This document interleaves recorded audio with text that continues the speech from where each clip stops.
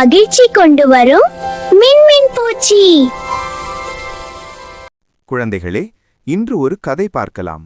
கதையின் தலைப்பு ஒற்றுமையின் பலம். வாருங்கள், கதைக்கு செல்லலாம். ஒரு பெரிய பசுமையான காட்டில் பல விலங்குகள் சந்தோஷமாக வாழ்ந்து கொண்டிருந்தன.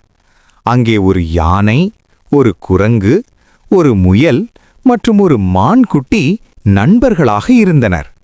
அவர்கள் தினமும் சேர்ந்து விளையாடி மரங்களின் கீழ் ஓடி மகிழ்ந்து காட்டை சுற்றி பார்த்து மகிழ்ந்தார்கள். ஒரு நாள் அந்த காட்டில் ஒரு பெரிய புலி வந்தது. அது மிகவும் வலிமையானது. சின்ன விலங்குகளை பார்த்து, "நான் உங்களை எல்லாம் பிடித்து சாப்பிடுவேன்" என்று பயமுறுத்தியது. அதை பார்த்து முயலும் மானும் மிகவும் பயந்தார்கள். அவர்கள் யானையிடம் ஓடி வந்து சொன்னார்கள், "நாம் என்ன செய்வது? புலி மிகவும் வலிமையானது." அப்போது யானை அமைதியாக சொன்னது, "நாம் ஒற்றுமையாக இருந்தால் எந்த பிரச்சனையையும் சமாளிக்கலாம்." அதற்கு பிறகு அனைவரும் ஒரு திட்டம் போட்டார்கள்.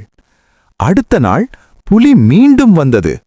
அப்போது குரங்கு மரத்தில் ஏறி உயரத்திலிருந்து சத்தமாக கத்த ஆரம்பித்தது. முயல் வேகமாக ஓடி புலியின் கவனத்தை திருப்பியது. மான்குட்டி சுற்றி ஓடி புலியை குழப்பியது. அந்த நேரத்தில் பெரிய யானை முன்னால் வந்து உயரமாக சத்தம் போட்டது. அனைவரும் சேர்ந்து சத்தம் போட்டார்கள். அதை பார்த்த புலி பயந்து அந்த காட்டை விட்டு ஓடிப்போனது. அனைத்து விலங்குகளும் மிகவும் சந்தோஷப்பட்டார்கள். அப்போது யானை சொன்னது, "நாம் ஒற்றுமையாக இருந்தால் எந்த பெரிய பிரச்சனையையும் வெல்லலாம்."